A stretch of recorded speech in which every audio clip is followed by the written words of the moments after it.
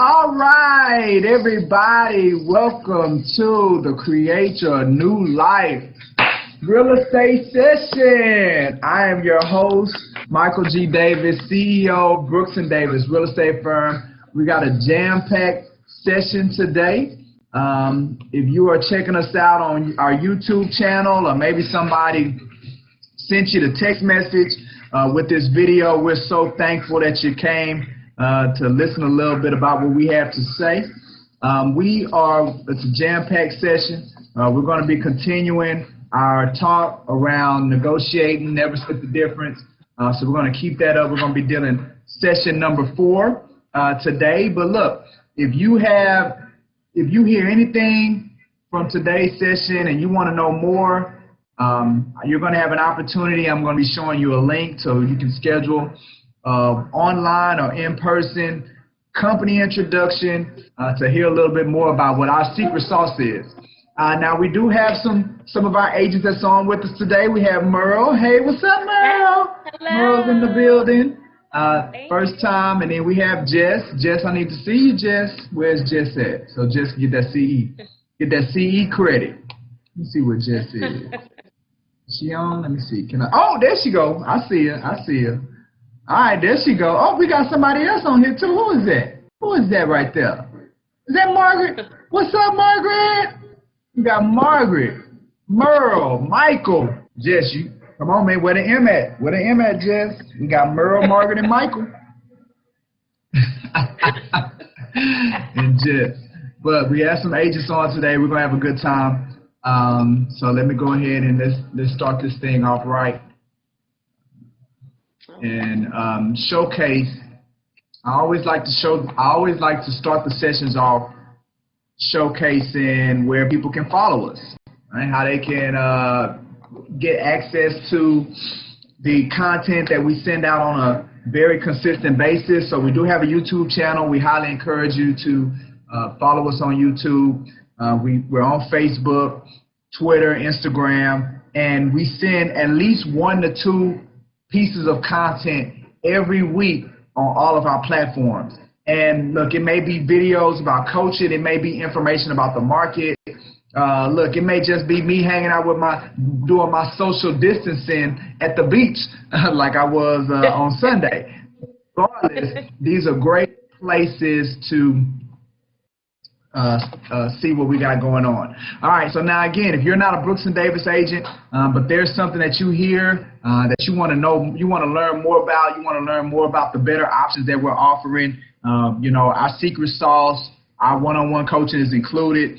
If you want to hear more about that, you need this type of nurturing that I'm going to be bringing, then go to that link. Let's schedule an appointment. It can be online, it can be in person, company introduction, and I can definitely talk to you about those things.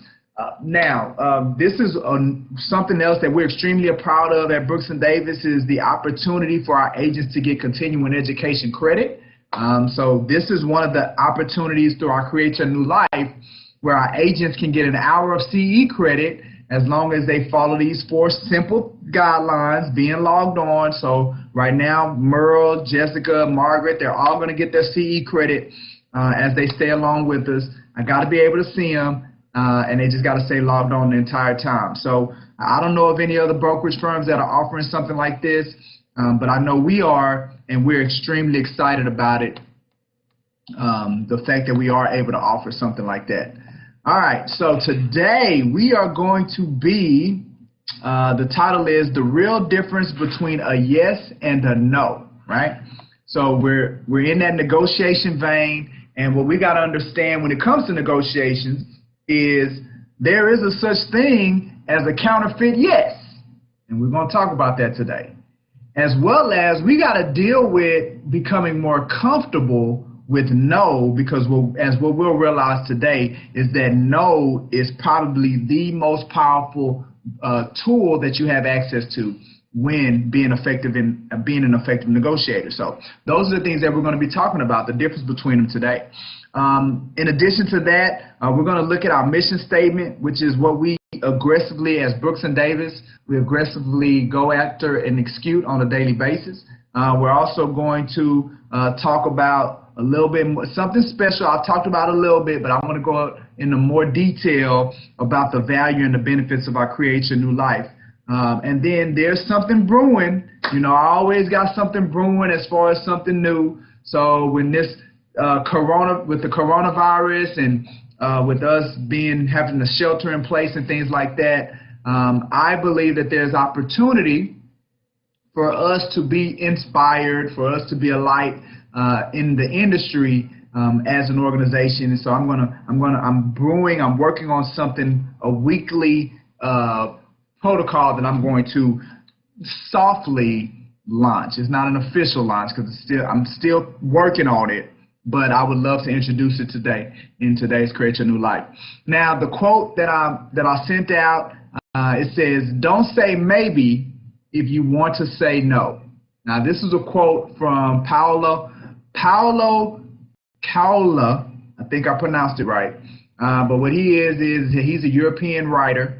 He actually wrote the book The Alchemist, and this is a quote from him. "Don't say maybe if you want to say no."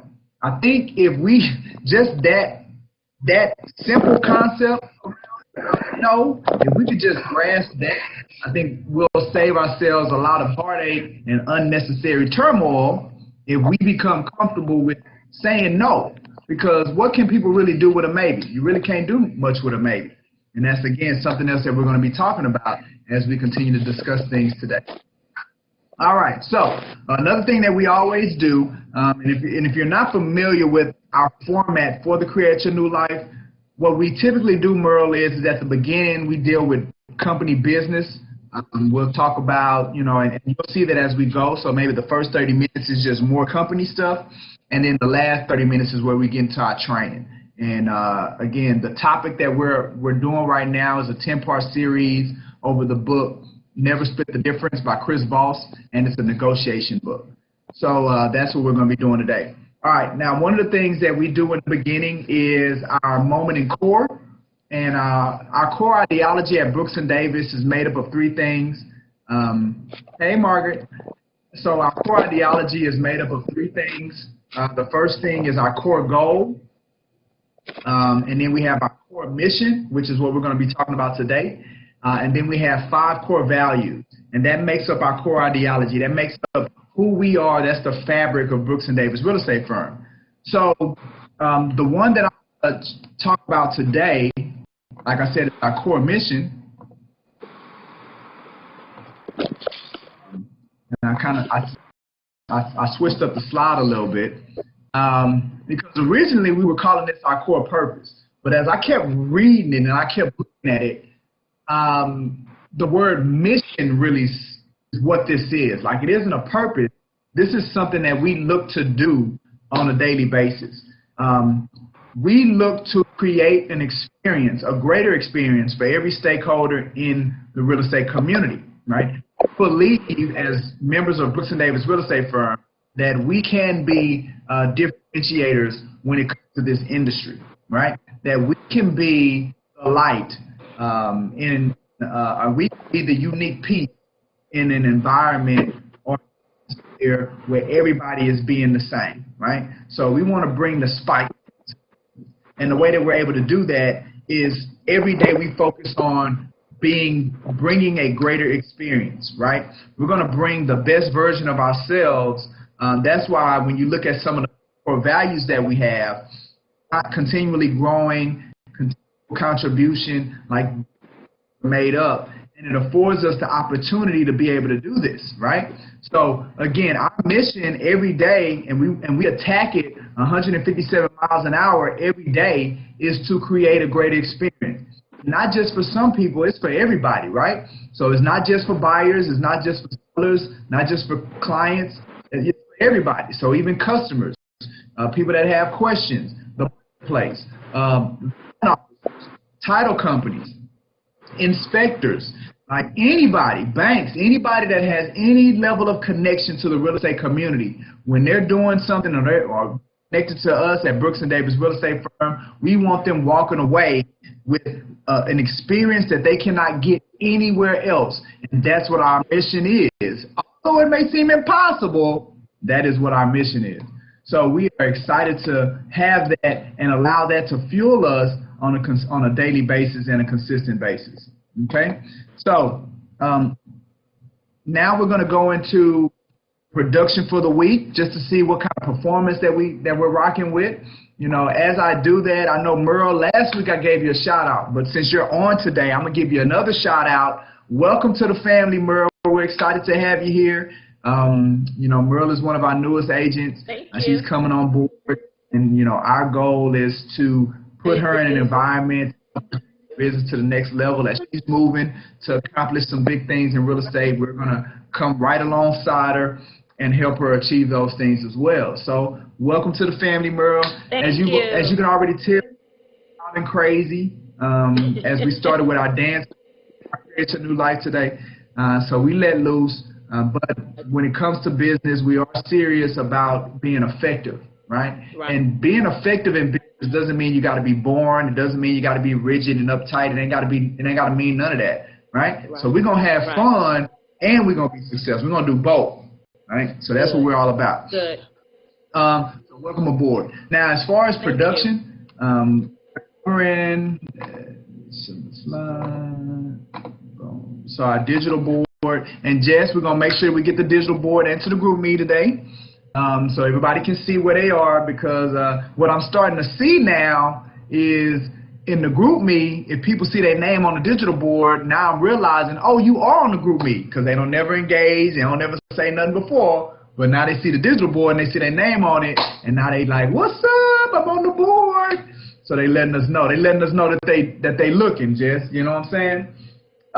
But we do have a couple of new contracts on the board. Sydney Ely, she's brought one onto the board, as well as BJ Hawkins, they've gotten on the board. And with that, the interesting thing, I say it all the time, most people are just one contract away from being in our top 3, right? And as you can see, Sydney Ely and BJ both made it to the top 3 off of one contract. Now, remember, our pending board is all about what's in the pipeline, like what's in escrow right now, not what's closed.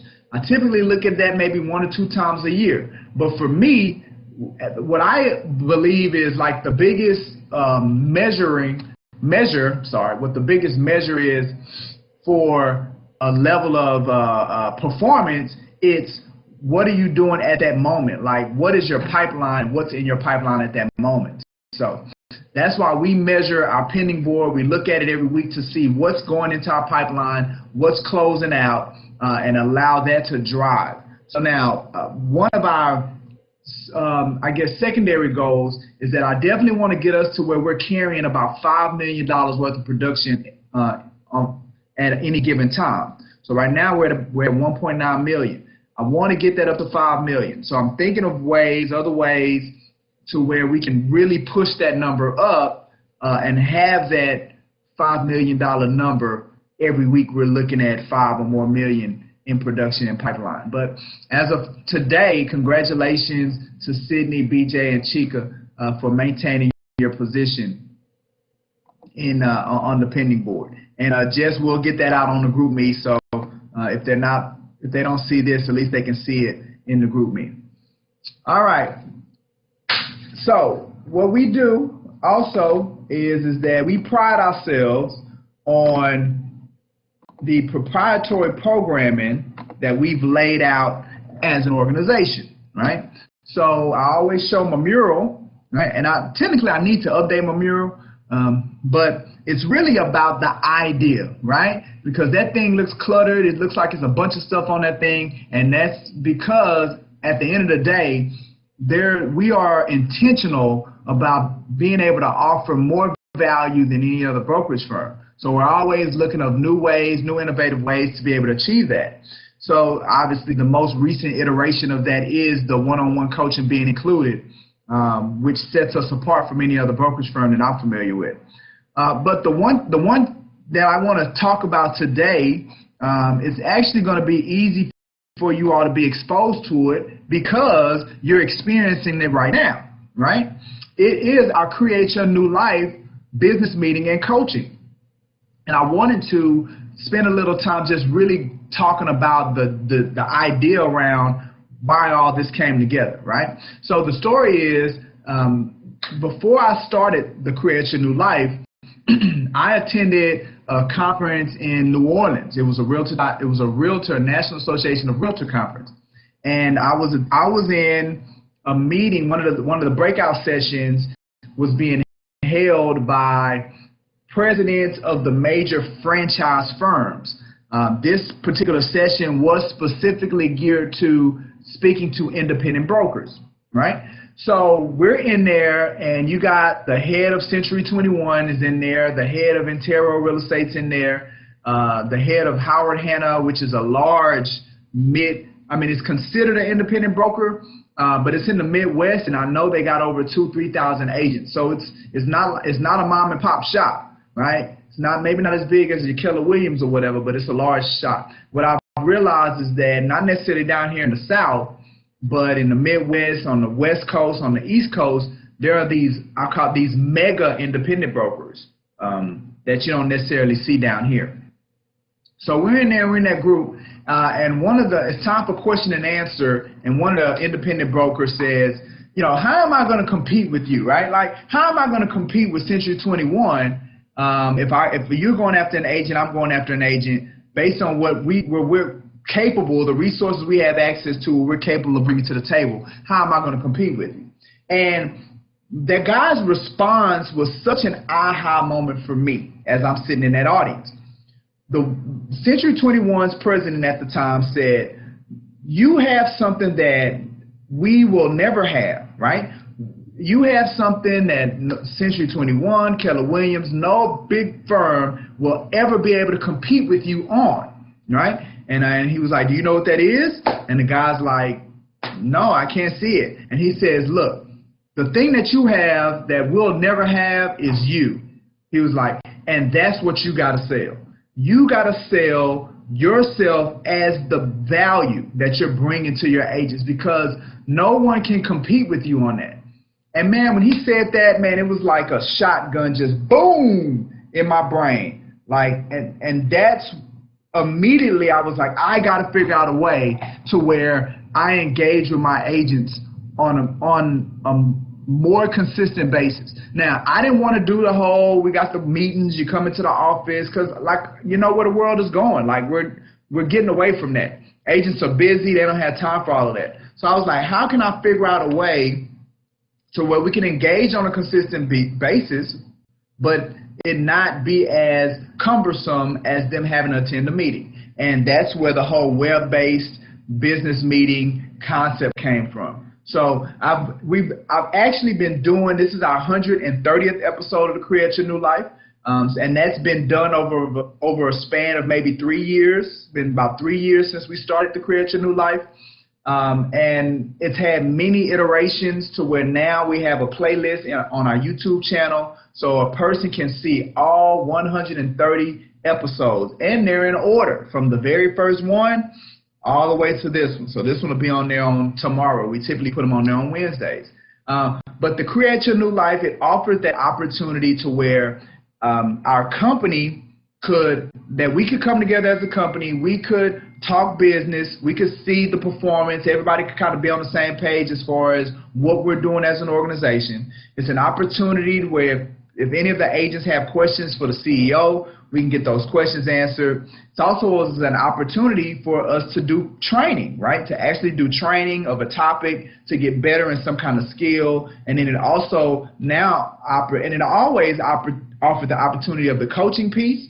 But now, since we're really pushing that hard, it just further brings that to the top, that this is also a vehicle where an agent can get that one-on-one coaching with something specific that they may be working on as we engage. And with being able to do that, you can do it from the comfort of your house, right? So checking all those boxes is really, really why we feel that this program is valuable, right? I'll say it like that, that we feel it's valuable. And we would love to see more agents take advantage of it. You know what, one box I forgot to mention was the fact that now you get an hour of continuing education credit. So along with doing all those other things, when it's time to renew your license, you now, you know, can everyone that you attended, it can take care of your continuing education credit for that year or that 2-year period for your renewal. So, I mean, it's so many areas when it comes to the Create Your New Life business meeting and coaching where an agent can get value and growth and benefit from utilizing it and accessing it. So for today's highlight of our proprietary program and highlight, I wanted to highlight the Create Your New Life and what all it brings to the table. And how I determine the ones that I'm going to highlight, or I base it off of when we did our survey, guess maybe about a year ago, Jess, when we do that survey where I asked about, you know, which programs really stood out the most. I think that was about a year ago that I did that, 2 years. So when we did that survey, Merle, we identified, you know, we put like 30 programs that we offer. And we asked the agents to rate them, you know, as far as which ones they felt were the most effective. And, you know, we came up with about 5 or 6 of them that really were at the top. So these are the ones that I highlight more time. I show some of the other stuff, but these are the ones that I really highlight. And the Create Your New Life was way at the top as far as what the agents found valuable with the organization. So that's why I'm talking about it. All right, so with that being said, breaking news, let me talk to you a little bit about what I'm thinking, right? What I'm thinking about as we are in this environment of coronavirus, we're in this environment of uncertainty, open-endedness. Somebody, you know, I heard that term, somebody used that term to kind of describe the environment, because I was having a hard time, like, defining it, right? People are asking, like, well, what's going on? Like, how are you doing? Like, people asking that, how are you doing? And I'm like, I mean, I'm straight. Like, I was having a hard time answering the question. Like, I knew it ain't the same, but it ain't, I don't know what it is, right? So that was my dilemma. Well, I heard the term, it's open-ended. And that's what it's really about. It's like, man, you don't know what's coming. And that level of uncertainty is just unsettling. So, you know, is it the end of the world? No, it's not the end of the world, but it is extremely uncomfortable because the whole world is shut down right now, right? We about to go into the house, and we got to figure out how we're gonna make this thing happen, right? So because of that, because it's an environment that none of us have ever seen before, that's when the best versions of ourselves have to stand up. And that's not just talking about me. That's not just talking about us that's on this call today. That's not me just talking about Brooks and Davis agents. I'm talking about the entire real estate industry. Now is the time for the best of us to step up, the best versions of ourselves. And we got to use this as an opportunity to get better. This is the kind of environment where massive growth can take place. Because, and when I say massive growth, I'm not talking about financially. I'm not talking about the amount of listens that you have or the amount of customers that you have. That's not what I'm talking about. I'm talking about massive growth from a standpoint of development.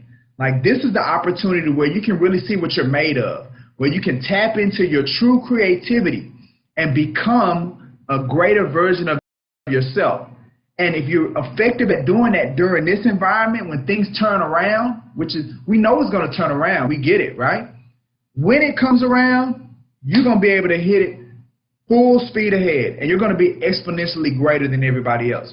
So with that being said, I want to, on a weekly basis, present that message to our industry. Like, that message needs to go out. Now is not the time to get depressed. Now is not the time to stick your head in the sand, right? Now is the time to focus on becoming better, right? To become a better version of yourself and getting more developed. So I'm thinking about doing a Facebook Live once a week from our Brooks and Davis YouTube channel. Not YouTube channel, Brooks and Davis Facebook page, business page, Facebook Live, calling it Tough Times Mastermind. It's going to be my thought. And we're going to be talking about strategies that we can utilize to come out of this in a stronger position. right? And it's not just going to be open to Brooks and Davis agents. I'm going to open it up to any realtor, anybody in the industry. Let's come in, let's sit down, let's talk about innovations, strategies, my thoughts. I have a laundry list of ideas and ways that if you're a realtor right now in this kind of environment, these are the things that you need to be doing and preparing yourself for. Because the reality is once the coronavirus is done, it's not done, right? There's going to be an economic downfall from all of this. So now is the time when you got a shelter in place to start putting your game plan on how you're going to leverage and take advantage of what's going on, right? The agents that are sitting there figuring out how they're going to take advantage of this are the ones that's going to win. The agents that are out there saying, woe is me, looking at all the reasons why they can't do nothing or why they're not successful, they're focused on that stuff, it's not going to work. So the message needs to be heard, so that's what I'm going to be doing. Tough Times Mastermind, once a week on our Facebook Live business channel. Now, once the coronavirus, because it's not just going to be, I'm not just going to be doing it while we got a shelter in place. I want to eventually get to the point to where we can actually, like I'm here in the coaching and training center, I could do both. I could do the Facebook Live, but then also have in person, like my in-studio audience, and we truly mastermind together. So we have that collective thought, those collective ideas of how we're going to approach taking advantage of the environment that we're in and the environment that we're going in. So it's going to be called Tough Times Mastermind, right? So be on the lookout for it. I don't have an official date yet, but really, really soon, I'm gonna be pushing that thing forward. All right, so ladies, any questions? Any let's see. I need to turn my speaker up. Margaret, I'm gonna start telling you to remind me to turn my speaker up. Because I'll be forgetting. So now I can hear you. Y'all over there talking, I can't hear nothing that y'all saying. I mean, you talking I got my speaker down. The path is Man, being there we go. Absolutely, absolutely. But when I have my speaker down, I'm not recording y'all comments. See, I need the world to hear what y'all say, not just me. I need everybody to hear. I got some good stuff too. All right, so do y'all have anything that y'all want to share before we jump into our training for today? Yes, I wanted to say the path is being cleared by Corona. So The path is being cleared by Corona. I love that. I love that. Can I borrow that, Margaret? Yes, I borrowed it from somebody, but I think I said it better. Absolutely. Hey, look, don't be shocked if that's the next quote for next week. Be like, the path is being cleared by Corona. Margaret Harrison. Right. Nah, I love it. But that's exactly what's happening right now. It's a reset. Like now it's a reset. So because it's a reset, let's take advantage of it, right? Yeah. All right. So here we go. Never split the difference. I strongly, highly recommend that you get and read this book. This book is life-changing, Merle. It's life-changing. Let me tell you why. Because he focuses on effective negotiating, and life is a negotiation. These techniques and these strategies are going to help you not just in real estate, not just in business. They're going to help you in every single relationship that you're a part of. Because what we're seeing is that negotiations it's a relationship event. It's events that happen within relationships. So we typically connect it to business, but when you really think about it, this is just one relationship, right? You got family relationships, you got friend relationships, you have employer-employee relationships. And what we're realizing is that these techniques and these strategies work with you achieving results in any kind of relationship that you're a part of, right? And it makes life better. So I highly recommend you read it. Now, in the event that you don't read the book. At least you got the cliff notes, because we're going to put together a series just like we did with the shift series. You can go back through it and you can look at the cliff notes, because y'all know it's something that I'm dealing with every week. All right, so today we're in chapter 4. We've done the first 3 chapters already, right? We talked about mirroring, which really helps build rapport and trust with your person. We talked about the most important. I mean, it all begins with listening. Right? That's the most important skill. We talked about that because a lot of us approach listening passively. We're not actively engaged. I believe during one of my coaching sessions last week, I had a conversation with one of our agents about, hey, you're not listening. You got to be more active. When you listen, that's why you're kind of missing some things. So we take for granted how imperative or how difficult really it is that listening is. So, but if you're going to be an effective negotiator, you got to become extremely skilled in listening. So we talked about that as well. Well, today we talked about labeling. So last week we talked about labeling, how the best way to mitigate emotions, the best way to deal with negative emotions is to identify them, right? And then so we talked about the technique of summary, where based on your counterpart, the person that you're in the negotiation with or the discussion with, you being able to understand emotionally where they're going. He called it tactical empathy. Understand emotionally where they are, mentally where they are, be able to get in their world with them, and then that puts you in a stronger position to be able to influence them in whatever direction that you want the engagement to go, which is really what negotiation is. So we talked about that so far. Today we're going to be talking about the word yes and the different we'll say versions, the different versions of the word yes, and then we're also going to be talking about no and how important it is to understand where no fits in the scheme of things, and really the impact that no brings to the negotiation to put you in a stronger position to, again, accomplish the result that you want. So we're going to talk about that as well. And all of that's in chapter 4. Chapter 5, we're going to be talking about something that triggers a more effective environment and understand what it means. And another reason I like the book so much is that he brings up things that they're so simple, but you never really thought about it until it comes up in the book, right? And then, but after he explains it, it's like, man, this is elementary. It's a no-brainer, but nobody's never necessarily connected the dots on it. So we're going to, in chapter 5, there's something we're going to look at with that as well. All right, so the first thing we're going to talk about is, it all began with yes, right? Most of us, when we approach a negotiation, we're trying to get to the yes as soon as possible, right? We're trying to get them to agree with what we want them to agree to, whether that's to hire us, whether that's to accept our offer, whether that's to go to the restaurant that we want to go to, whether that's to stay in the bed give me 5 more minutes before you make me get out of bed.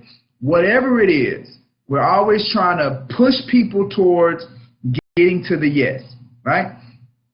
But what he says is, in reality, yes, at the end of the day, yes, in many instances, is meaningless, depending on the kind of yes that you get, right? And then another word that he says you should be 100% just fearful of is the word maybe, because we say yes can sometimes be meaningless, maybe has no value, right? But guess what? Guess where most people go in a negotiation? Maybe. You want to do this? Maybe. You don't want to do that? Maybe. Like what can you do with maybe? You can't do nothing with maybe, right? But now that we understand that, we need to know how to push to get what we need. So he says for good negotiators, the word no is what is pure gold. He calls it the ultimate negative word, right? Because that's what a lot of us think of it about, right? We think of no with all these negative connotations. Like we talk about it being rejection, right? We talk about the fear of hearing it, right? A lot of times we don't ask because we're afraid we're going to hear no, right? No is the ultimate negative word. Those two little letters, the ultimate negative word. But for negotiators, for good negotiators, no is pure gold, right? He says that the negative provides a great opportunity for you and your counterpart, the other party, to clarify what you really want by eliminating what you don't want, right? See, so what no does is it puts parameters around the negotiation. So you're never going to get anywhere if there are no boundaries, if there are no parameters, right? Just imagine if you're trying to pour water in a pitcher, but then you move the pitcher out of the way, water's everywhere. You're not getting anywhere if you're trying to fill up a pitcher. You remove the parameters. So that's where a lot of us are going with negotiations. We haven't laid out any kind of parameters and we're just talking. We're going around in circles. And guess what ends up happening? People get frustrated. And then once people get frustrated, boom, it's over. You don't get anywhere. You just wasted a bunch of time. So no allows you to put parameter because it eliminates what people don't want. No is a safe choice. It maintains the status quo. It provides a temporary oasis of control. So people like to say no. That's in essence what he's saying.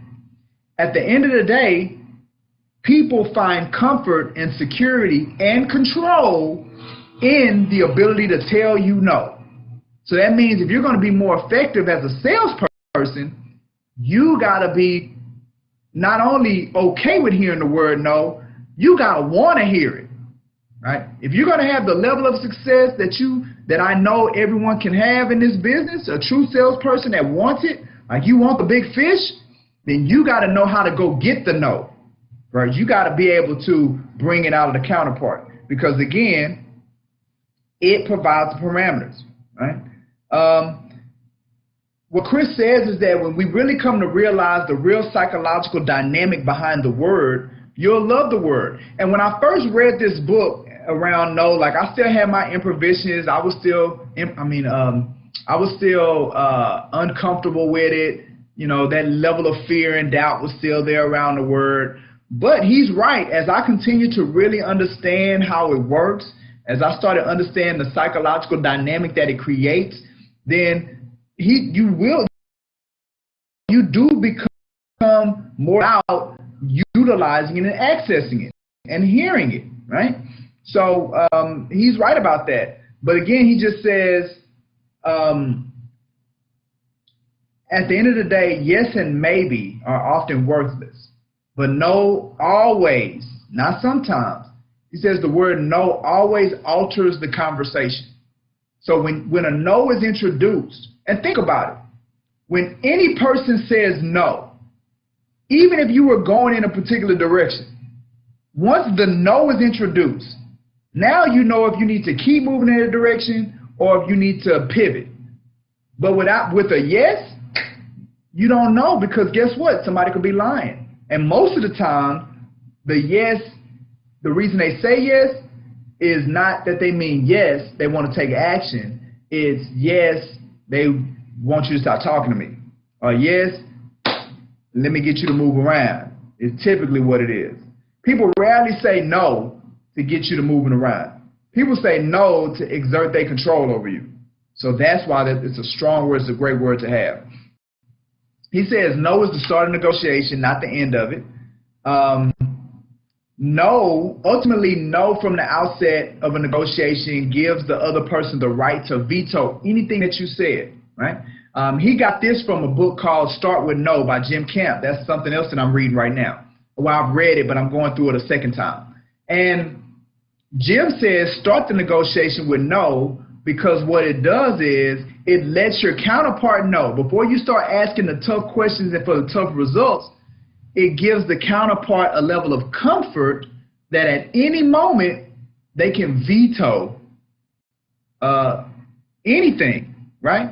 So that complete level of control and comfort is the environment that you want to create within the negotiation, and you want to be responsible for that, right? So using no, especially in the beginning, it does that. What he says is that the idea of no, it boils down to a deep universal human need for autonomy. People need to feel in control. I've been saying that a lot. People just in general need to feel like they're in control. That's why this coronavirus is so open-ended. It's because none of us have any level of control about anything at this point, and it's very uncomfortable. Well, that's what it is. It's a human need. So no does that. It allows people to stand in their comfort. At the end of the day, they're able to assess it with an open mind and clearly see what's going on. So he also talks about how to say no, right? Politely saying no to your opponent, calmly hearing no, like it really manipulates, the word really manipulates the environment. So knowing how to use it effectively is key. No has a positive impact on any negotiation. He says it's an invitation it brings down barriers. It allows for beneficial communication. And like I said before, when you hear it, right, when he explains it and he says it, it's like, you know what? When I hear the word no, or when I think of, when I say the word no, that is what I'm feeling. Like when I tell somebody no, like I feel in a very comfortable, I feel in a very controlled manner, very secure, like I get it. And the great thing about it is, we say it all the time, emotions is what makes people make decisions. So you want to make sure that you're there in the right emotional state, especially if there's a direction that you're trying to go with your negotiation.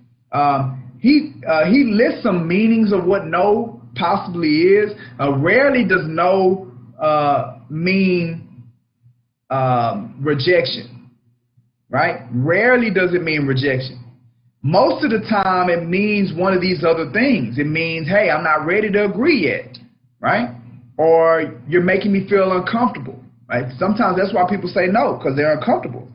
Sometimes people say no because they don't understand, right? We were just saying that earlier. We were talking about that earlier in the conversation of when somebody's trying to get you to agree with something and they just keep giving you details and details and details, and it's like, I don't understand. It's not that I don't understand what you're saying. Like, I understand what you're saying. I don't need any additional details. I get it. I just don't agree, right? But we tend to believe when a person says no, because we hear it a lot. Like if they say no, they just don't have enough information to make a decision. Well, that's not always the case. They may be uncomfortable. They may just not be ready. They may want something else, right? They may need more information, or hey, maybe they want to talk to someone else. As we've been traditionally trained, especially in real estate, with our scripts, with our objection handling techniques and all that other stuff, this is really contrarian to what we've been taught. And what I've seen in my 15 years, you know, I got over thousands of transactions under my belt. I've tried to implement that stuff, and yet sometimes it worked, but most of the times it didn't. And just the feeling, the vibe, the energy in the room when executing those objection techniques, man, it's daunting, right? And now I'm starting to understand why. Because this thing is not a mechanical thing. This is a psychological thing. Real estate is a people business, but I don't think we really understand what that means, right? It means every layer, every core, everything needs that a human being is wrapped with, how it's been conditioned and thought and its experiences. All of that goes into the types of decisions that they make, including which realtors to go with, which houses to pick, what price to sell their house at, what offers to submit. Like all of those decisions are based on the inner workings of the human. And that's why no two deals are the same, because no two people are the same. It's always going to be different. So as a professional, you got to understand that. You got to be able to work through that. That's where the skill comes in. All right. So let's see. Now, let's get into this yes thing, right? So there are actually three kinds of yes. There's a counterfeit yes, a confirmation yes, and a commitment yes, right? I'm going to say it again because I want y'all to understand this. Because a lot of times we as professionals make decisions and it's the wrong yes. We get excited and we got the wrong yes, right? And what happens is it can be very time consuming. It can be very frustrating, and it's because we haven't really spent enough time determining which yes did the counterpart, did the client just give us, okay? So there's a counterfeit yes, which is not a real, that's a fake yes, a confirmation yes, and a commitment yes. So this is how he defines all three, all right? Listen closely. A counterfeit yes is one in which your counterpart plans on saying no, so it's really a no, but they feel yes is an easier escape route or just wants to disingenuously keep the conversation going to obtain more information or some other kind of edge. So it's a fake yes, right? You got to be able to identify. The confirmation yes is generally an innocent or reflexive response to a black or white question. It's sometimes used to lay a trap, but mostly it's just a simple affirmation with no promise of action. That's why we just call it a confirmation yes. It's not that they're going to take action. They say yes, but it's not they're going to take action. They're just agreeing with you. It's more of an affirmation. It's very innocent, right? But again, there are us that we're making decisions. We're doing things. We're offering more time. We're offering more money, because we got a counterfeit yes or we got a confirmation yes. Neither one of them leads to the result that we want, right? All right, now the third yes is a commitment yes. Now the commitment yes is the real deal. It's a true agreement that leads to action, which is what it's, at the end of the day, that's what it's about, getting to action. The commitment yes, it's a yes at the table that ends with the signature on the contract. So that's the yes that we want. But again, until having this conversation, you're thinking all yeses are the same, and they're not. So now you got to go into it with a different mind frame to see the differences between all of these responses that you're going to get from your people, right? Let's see. All right, this is a good one as well. So he also talks about primal urges, right? He talks about, he says in every agreement, the result comes from someone else's decision, right?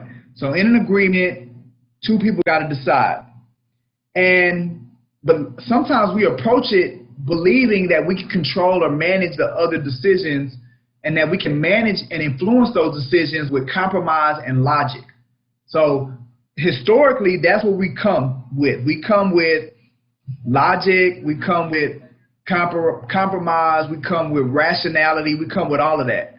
And because of that, we're leaving millions of dollars on the table, not understanding that we can't control others' decisions, but we can influence others' decisions. We can't control it, but we can influence it. And we can influence it by inhabiting their world and seeing and hearing exactly what they want. Again, that takes us back to labeling, building rapport, mirroring, being able to empathize and get into their world. And that allows us to be able to influence their decisions. It says that everyone that you meet is driven by two primal urges. And he says these primal urges are the need to feel safe and secure and the need to feel in control. So these are the two urges that everybody is being driven by. The need to be safe and secure, the need to feel in control. Everybody comes with those two urges, right? So now, if you're going to going on a listing and you're pressing them and you're doing all the objection handling techniques, but you're painting them in a corner, and now they're feeling like they're not safe, they're not in control, then guess what they may give you? They may give you a counterfeit yes. Hey, can I call you tomorrow? Let me think about it. When should I give you a call? Can I call you in a couple of days? Absolutely, right? But guess what they're not gonna do when you call them in 2 days? Answer the phone, right? But they just said yes because of the environment, the atmosphere that you created. So you got to understand how to do that. But because you're working with these primal urges and those needs, you got to know that when you satisfy those things, when you satisfy those 2 needs for humans, any human, you're able to, or you're putting yourself in the best position to be able to influence their decisions. All right? You're not going to logically convince anybody that they're safe, secure, and in control. You're not going to be able to do it, right? So you have to, that's why you got to come into it from an emotional place, because logic is not going to get a person to feel some kind of way. It's a feeling. So how can logic do anything with it? It's an emotion, right? So you're not logically going to convince anybody. Primal needs are urgent and illogical, so arguing them into a corner is just going to push your counterpart to flee with a counterfeit yes. Exactly what I just said earlier, right? And the reason that I knew, or that I know, is because I used to do it, and I've seen it happen. I've seen it exactly play out like that. So I do know. You can't go into a conversation with a seller or a buyer or anybody as it relates to a customer. You cannot go into that conversation trying to prove that you're right, because that's all logic does and rationality does. It proves that you're right and that they're wrong, right? And even if they are wrong, and even if you can prove it, in reality, guess what you're not going to get? Hired. You're not. So you gotta approach it from a different place, right? So now, instead of getting inside with logic or smiles, you got to get there by asking no, asking for no. Right? It's the word that gives the speaker those feelings, right? Them being able to tell you no, you trying to get the no out of them. That's why and the way that you do it is you be direct. You just ask them directly, right? A lot of times we don't want to ask, when in reality that's the best thing that can be done, is to ask an uncalibrated question that will possibly present a no. Right? So a lot of times, and you'll find discomfort in it in the beginning, there may be a piece that you're holding, right? And you're afraid that if your client knew this piece, then they would say no to the transaction. So guess what you don't do? You don't say it, right? When and what you've done is that you've now placed yourself in a vulnerable position, because whether they find out about it now or whether they find out about it later, the same result, the same action could take place. So now, the best thing for you to do is to put all your cards on the table. Put all your cards in front of them. These are all the circumstances. What is there any reason that you would not hire me? Is there any reason that you would say no to letting me list your house? What would that be?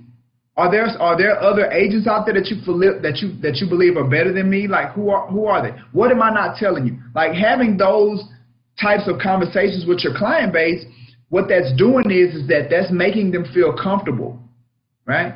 That's making them see, even if they had any kind of apprehensions about telling you no, they immediately disappear, because you're the one that's encouraging them to tell you no, right? So now guess what?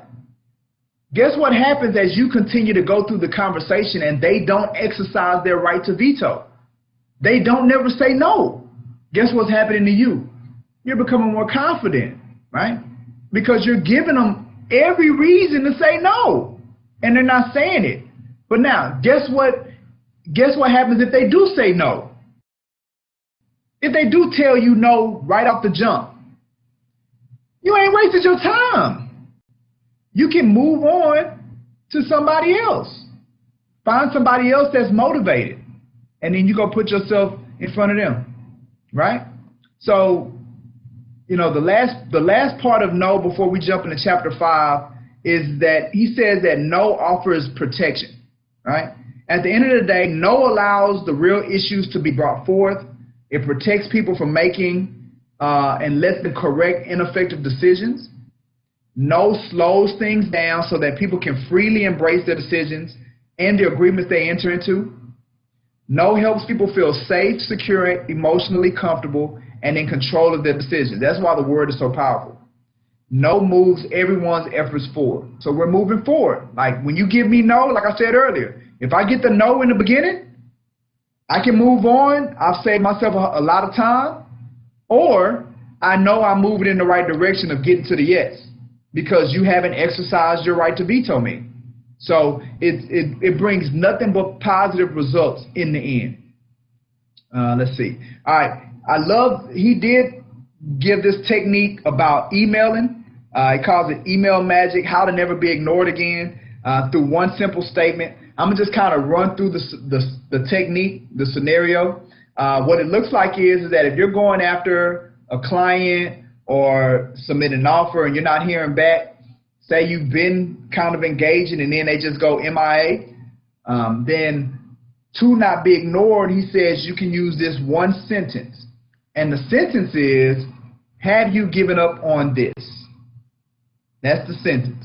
Whether you send an email, whether you send a text message, if they're ignoring you and you know it's their information, they ain't blocked you, you know it's their email, if they're not engaging with you again, you feel like you're not getting anywhere, have you given up on this project? Have you given up on selling your house? Have you given up on hiring us? Have you given up on this offer? Have you given, whatever you say, have you given up on it, right?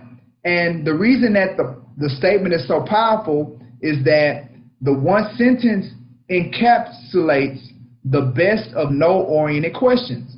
And it plays on the counterpart's natural human aversion to loss, right? We know about aversion to loss is we don't feel like we're losing anything.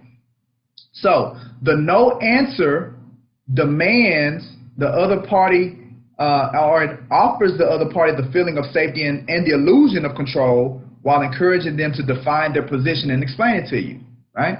So what he's saying is that it's an implicit threat, right? Because you haven't said that you're going to leave, but they can imply that if they don't respond to you, then you're not going to engage with them anymore. So it's an implicit threat. You're not really saying it, right? So now, if they don't want to risk losing our communication, then guess what they're going to do? They're going to respond, right? And guess what? When they respond, they're going to be responding as if they're in the driver's seat. So they're not going to have an aversion to not respond, right? Because at the end of the day, it's a non-threatening question, right? But if they don't want to lose it, they have no other choice but to respond. And then now, guess what? They're not just going to respond with a flat no. They're going to explain their position. They're going to say, no, this is what's going on. No, this is what I've been doing. Or no, however they say it, right? So now, guess what? If they say yes, if you say, have you given up on this? And they say yes, is it still over? Of course not. Because now you can ask them a follow-up question. Well, what about this made you give up? Right? You still have the ability to engage. All you're really looking to do is you're just looking to get a response, to see where they are and what's defined their position. So that's why he calls it email magic. Right? All right. So if you guys give me, I know I'm going a little overboard. I need 10 more minutes. Give me 10 more minutes so I can get through chapter 5. I don't know why I put both these chapters in here, but we're going to get through it. So chapter 5, it talks about two words that will transform the negotiation, right? And he talks about a model in chapter 5 called the behavioral change stairway model. And it actually utilizes some of the techniques that we've already talked about. So chapter 5, in the stages of this model, it starts with active listening, which we've already talked about, active listening. It talks about empathy, which is what we talked about last week. and what empathy does as far as building rapport. So it's active listening, active listening, empathy, rapport, influence, and then behavioral change, right?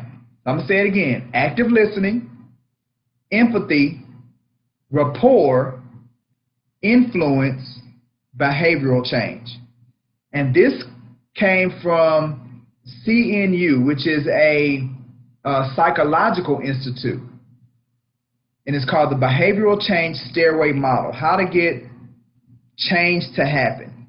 So now when you take that and you place it in the guise of a negotiation, if you want a person to go in a particular direction, notice how they didn't say anything about logic, they didn't say anything about facts, they didn't say anything about proving, none of that stuff. Because at the end of the day, none of that matters when it comes to behavioral change. None of that matters when it comes to influence. Right doesn't matter, right? My life really changed when I took the power away from me being right all the time. Because I used to have to be right. I promise you I had to be right, right? And I was oblivious to anything else going on other than the fact that I was trying to get to being right. And it completely impeded the results of my level of success. So when I took a grenade to me being right, everything changed. So it's not about you. It's about your counterpart. It's about your adversary. It's about getting in their world. So active listening, empathy, rapport, influence, and behavioral change, right? So another reason that I got rid of you're right, me being right, is because in understanding how Chris talks about it in chapter 5, is that at the end of the day, we use you're right just like we use a counterfeit yes. A lot of times we use you're right just so the people will go away. It don't mean that I agree with you. Just because I say you're right, don't mean I agree with you. It don't mean we on the same page. In most instances, it's just me saying, leave. I'm frustrated. I don't want to talk about it no more. We're not going nowhere. I'm uncomfortable. But I'm still not going to do what you want me to do. I have not agreed with you.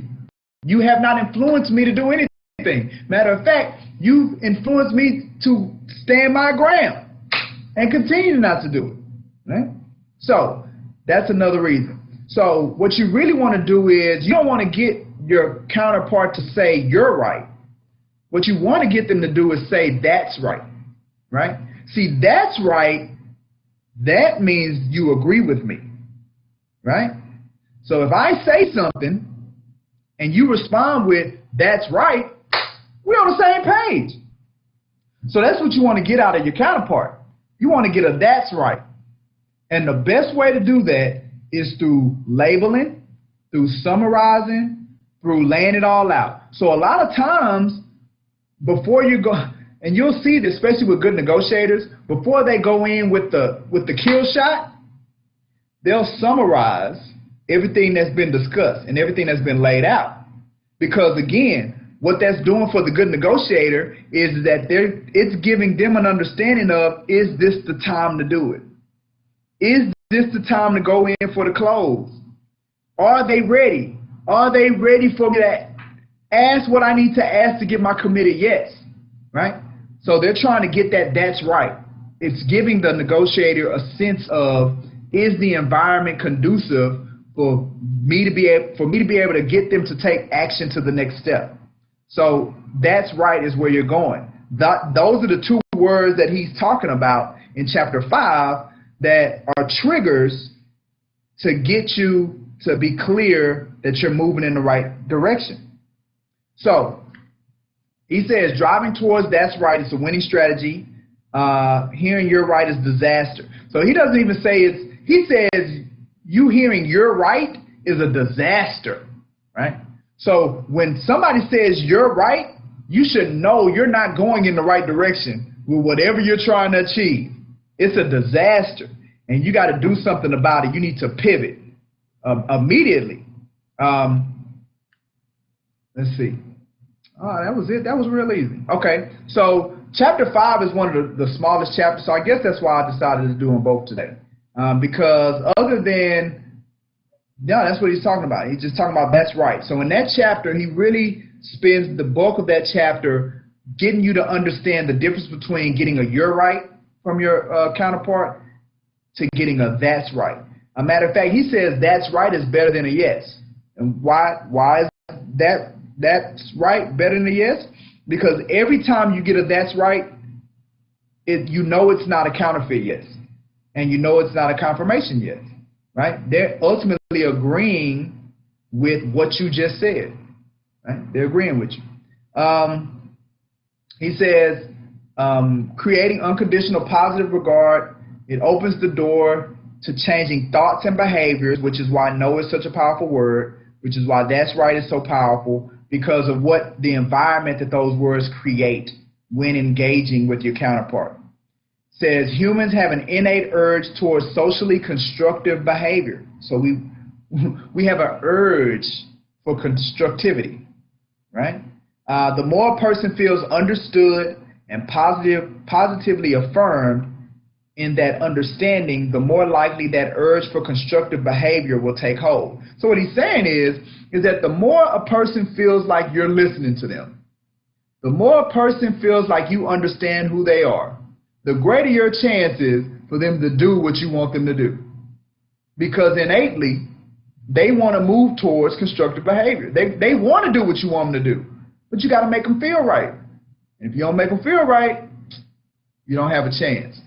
So these psychological tactics that we're talking about and these strategies that Chris talks about in this book, they're all designed to get your counterpart to feel the right way.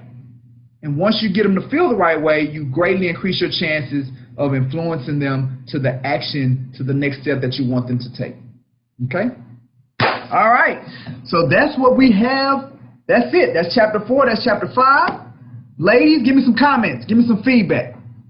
Give me some feedback on what y'all learned today.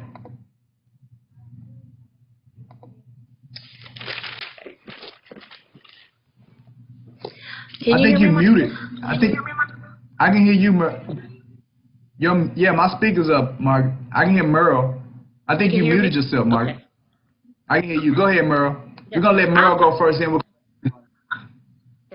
I'm very excited about that actual book, and I am going to purchase it.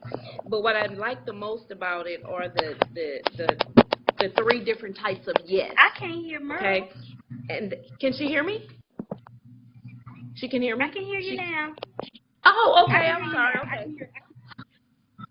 Yeah, I was saying that what really sparked for me was the three different types of yes. And I'm kind of going through a situation with that now with someone that I guess was burnt in the past with dealing with a real estate agent. And I'm having some issues receiving just the required forms of the killer reservoir form and the from the inspector information form, and she's thinking these are contracts, and I'm like, these are not contracts, they're required forms. And she was like, well, but you're it's a new home construction. And she say, but I signed the contract already and I'm trying to get her to understand these aren't contracts. So now by you saying how to actually get into her world, it was a part where you said identify the negative emotion. I have to get into her world and agree with her a little bit on what she's going through or why she's feeling the way she's feeling in order for her to say yes to these doggone papers that I need. So I'm kind of glad that you actually talked about this today, because it was hitting in all areas, like, oh my God, this is what I needed to hear. So I want to thank you for that. And I am definitely going to use this tactic to get what I need. Matter of fact, what you might want to do, he talks about it in the book as well. A technique you might want to use is mislabel. He calls it mislabeling, right? So what I would do is mislabeling. Okay. So what I would do is say to her, So I understand you don't want to sign them. You feel like already there's a little apprehension. So let me just go ahead and tell them that you don't want to buy the house anymore. Wow. Right. Right? Okay. So then that's called a mislabel, because you know she wants to buy it, but you're mislabeling it. Let me just go ahead and call them that you don't want to buy the house. Exactly. You're comfortable. Let me go ahead and just shut it all down. See if I can get your earnest money back, and then it'll shock her back into immediately. Well, I don't really want to do that. I would definitely try that. Thank you so much. Awesome. All right, Margaret, now it's your turn. Oh, that was so good. So, Merle, that would mess her head up. That's good. I'm going to use it.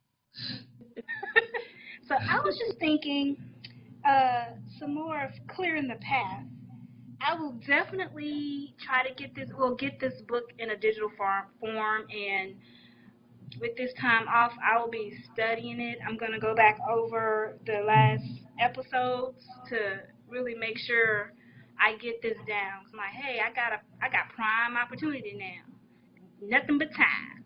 So I just want to let you know. Absolutely. Yeah, I will be getting this book and thoroughly going through it. So that's all I wanted to say. Absolutely. Nah, it's definitely going to be life-changing, I promise. Jess, anything? And you know, I had the opportunity to go through this with you before, so I know it's a great book. I'm excited to dive into it even more and recap on some of the sessions that you've done previously, because there's really some good stuff, and I've seen it work even in our negotiations here in the office. So, you know, I'm excited about it. Yeah, that's what really blows me away about it, is the fact that, you know, I've always been reading. Like, I've always read a lot of books, and, you know, but once you get to the point to where you go from just reading books to really studying them and digesting them and then executing the techniques, to be able to see, like Jess said, seeing it work, like literally seeing you get the result that he said that you was gonna get, and you getting it, it's like, wow. I should have been doing this stuff. So it's a very, very powerful book. Really, really, really powerful. All right, well, awesome, ladies. I sure appreciate you guys sharing that with me today. Great and coaching. spending some time with us. Oh, that's what we here to do, baby. Matter of fact, this might be my one-on-one coaching for real for this week. I think I might have to do this slip. But next week, our next session, we're going to be discussing shaping different realities in the midst of the negotiation, and we're going to be talking about utilizing the F word, right? So there's an F word that you want to utilize the correct way. So that's what we're going to be talking about next. Drop an F-bomb. How to use the F word in your negotiation. Yeah, how to F-bomb some people in your negotiation. All right. Well, before we end, I always like to end with recapping, you know, as far as the CE credit that you can get. So, you know, obviously you all are going to get that hour CE credit. We'll take care of you on Friday. But our agents have access to getting that 1 hour. And it's look, I talked briefly about it earlier. Opportunity to learn about what's going on with the company, opportunity to get some coaching in, opportunity to get some good training, good information and substance, and you get an hour of CE credit, man. It's just like, it's a win, a big win is what I would say. In addition to that, like I said, if you're not with Brooks & Davis firm, you could use this type of nurturing to get a level of growth that you're going for. Like, you want massive results in your business, you want exponential growth, but you just feel like you're not in an environment or you're not on a track getting you there. I highly encourage you to go on that link and schedule an in-person or online company introduction. So we can show you how we're offering better options. Like, we've had some drastic changes. We've evolved drastically, and it's really positioned us and set us apart from any other broker out there. And I truly believe if that's the kind of environment that you want to be in, an empowering environment where you're seeing growth, you're seeing results, you need to schedule this introduction with us so we can show you. All right, and then the last thing is we always give free content away. So Go to our YouTube page. Go to our Facebook. Let's see. Go to our YouTube channel, our Facebook page, LinkedIn, Twitter, on social media, and 1 to 2 times a week, we're offering great information out there. We're very intentional about what we put out there, so I highly encourage you to do that. With that being said, we are done. We went a little long today, but I think it was good. It was worth it. Everybody had a good time. Let me turn my music up so we can party on up out of here. No, we are done. We got another one in the books, Create Your New Life Business Meeting and Coaching. We went over another one of our psychological strategies when dealing with the word no and getting over our apprehensions about it. Talked about how yes can give us the 52 fake. It could be a fake yes, so beware of the yes, right? We also talked about our Create Your New Life. We went into detail on the great value that it brings. Our launch, be on the lookout for my Tough Times Mastermind. Gonna be doing that weekly. It's time for some light, some inspiration to go to the industry, right? Those that are gonna use this as a way to improve and leverage it, this environment that we're going, this climate that we're going into, those are the ones that's gonna win. So take advantage of that. With that being said, I'm your host, Michael G. Davis. You guys have a great week. We'll be talking to you soon. Peace.